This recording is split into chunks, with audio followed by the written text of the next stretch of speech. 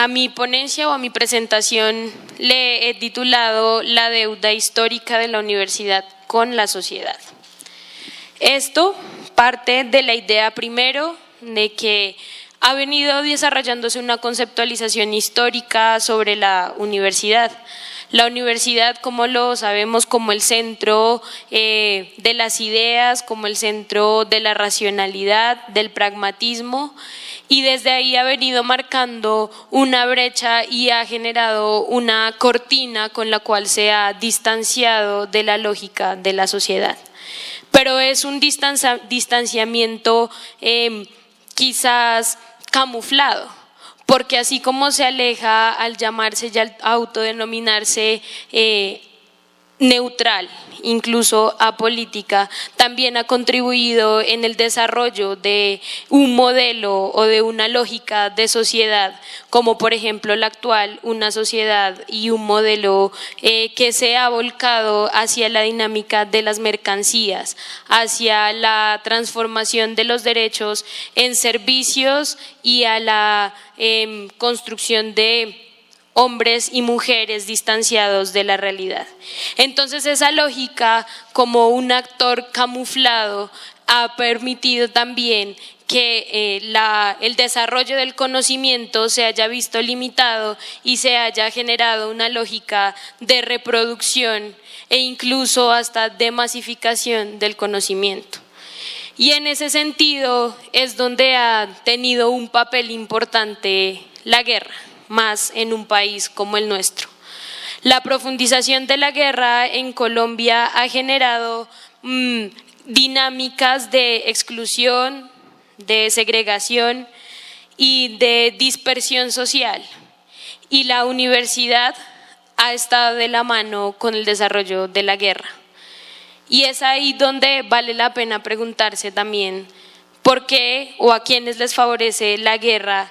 y cómo la universidad y en general la educación le es funcional a esa lógica de la guerra.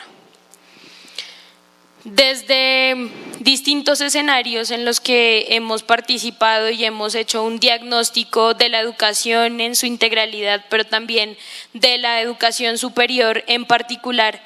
hemos identificado que la forma en la que se ha construido la educación o la que se ha ido desarrollando la educación en este país ha sido un desarrollo desigual y ha jerarquizado o ha dividido la educación en la educación primaria, en la educación media, en la educación secundaria, en la educación superior, la técnica y la tecnológica, y eso se ha desarrollado, se ha circunscrito sobre un sistema complejo que se ha ido distanciando también de las necesidades o que desconoce las necesidades que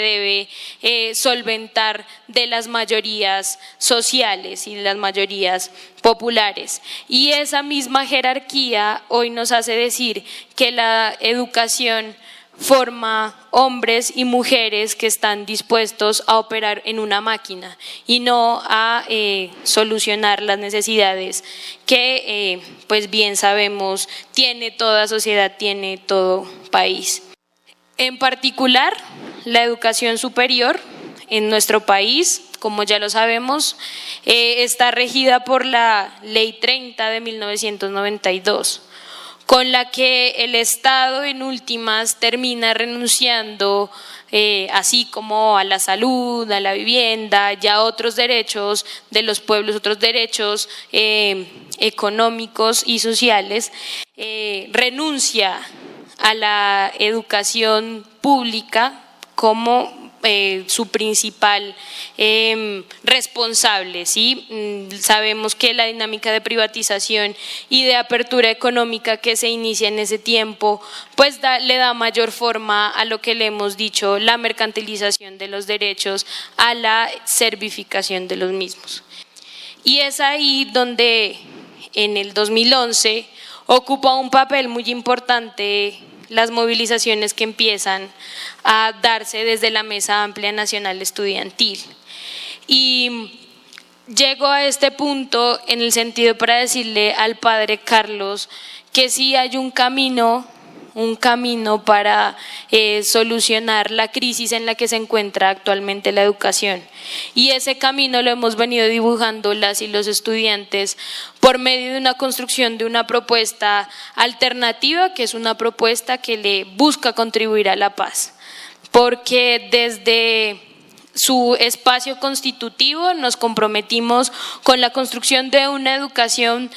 para un país con soberanía, democracia y paz, y en ese sentido la forma en que hemos interpelado al Estado, en donde estuvo la doctora Ángela, yo estuve en muchos debates en los que se citaron para hacerle contrapeso a esa reforma lesiva que era la ley 115 del 2012, ahí estuvimos de la mano en las calles, en los debates,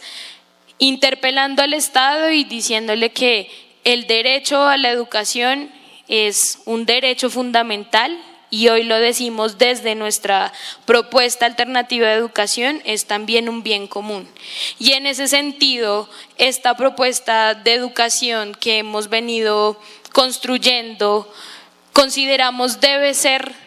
abrazada, debe ser respaldada por el conjunto de los actores que componemos la comunidad académica, dígase profesores, profesoras, trabajadores y trabajadoras, todas y todos los estudiantes y los padres y las madres de familia. Si tenemos ese primer respaldo, sabremos y reconocemos que habrá también un respaldo social y popular, y ese camino que estamos trazando por la defensa de la educación pública, por arrancarle la idea al Estado de la educación como un servicio, para darla como un derecho fundamental y un bien común, ahí estamos tejiendo distintas propuestas también sobre la participación de los docentes, sobre la participación de los estudiantes y los trabajadores en la toma de decisiones y en el diseño de los rumbos de las universidades en el país. Nosotros consideramos que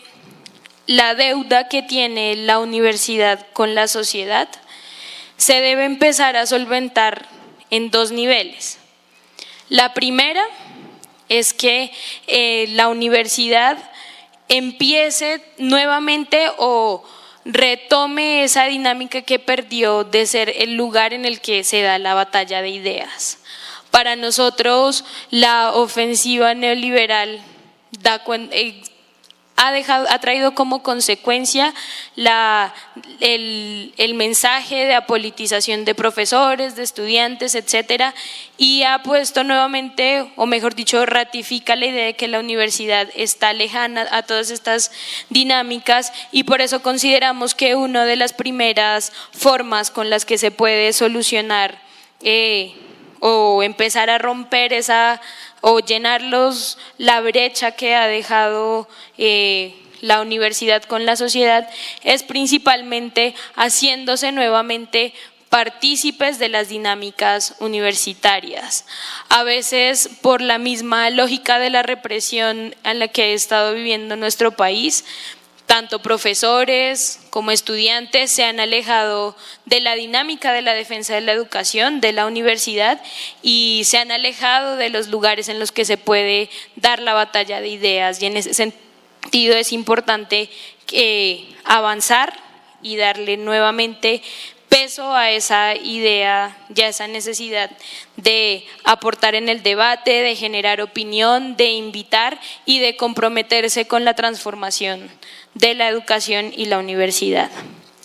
Y un segundo momento, un segundo elemento que consideramos con los cuales la universidad empieza a solucionar esa deuda que tiene es precisamente desde la academia misma. Nuestros procesos de investigación de las distintas áreas que componen pues la universidad y la academia, la vida académica en su conjunto, deben estar en función de empezar a interpelar el modelo actual. el modelo económico, interpelar el modelo de despojo, interpelar el modelo político y de participación y democracia, el modelo de justicia y víctimas, pero además debe ponerse en función de la construcción de un nuevo paradigma que permita que la construcción del conocimiento, que haya construcción del conocimiento, y ese paradigma debe ser el del fortalecimiento o de la construcción, mejor dicho, de ese paradigma de la vida digna y el buen vivir.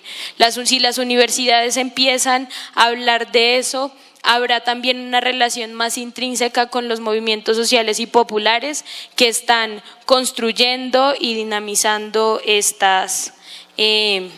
iniciativas y estas apuestas de transformación real y estructural de la sociedad. Para ir terminando, estaba recordando hace un momento un llamado que hacía Iván Márquez cuando se lanzó la mesa de diálogos y él conminaba a la Mesa Amplia Nacional Estudiantil a seguir en las calles. Y en diciembre Nicolás Gavino sacó un pronunciamiento, un video, refiriéndose a los jóvenes y a los intelectuales, diciéndoles que es necesario que nuevamente o que se repiensen esa idea de cómo aportarle a la sociedad, porque para nadie es un secreto, o por lo menos sucede en la Universidad Nacional, que la mayoría de proyectos de investigación que se están ahí desarrollando están en fortalecimiento de los proyectos extractivistas, con la Pacific, con otras transnacionales, y lo que hacen estos dos comandantes de las guerrillas es precisamente decirnos a los jóvenes, a los estudiantes y a los intelectuales a que nos pongamos en función de la dinámica del país. Nuestro país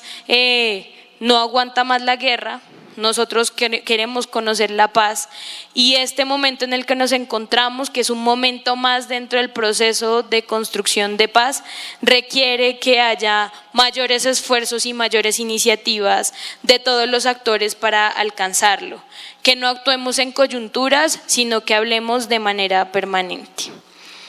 Decir finalmente que la solución política por la que estamos trabajando, por la que le apostamos, debe ser un proceso democratizador, social, político, económico y cultural. Este debe dar cuenta de los cambios que el país necesita. Debe ser una construcción colectiva de la nación, donde el pueblo pueda ejercer todas sus potencialidades, donde el pueblo desarrolle su iniciativa como poder constituyente y donde puedan florecer las ideas de libertad, igualdad y justicia. Y ahora sí, ya con esto termino. Quiero decir que muchos estudiantes han sido víctimas del conflicto. Y a los estudiantes y a las estudiantes que han sido asesinadas por el Estado, por lo general no se los recuerda. Aprovechar entonces para decir que nuestras comunidades académicas han sido fuertemente golpeadas por la guerra y que esto también merece que recordemos, porque la memoria es la puerta hacia la victoria, y yo creo que si lo tenemos en cuenta para el éxito de esta red, eso sería muy importante. Muchas gracias.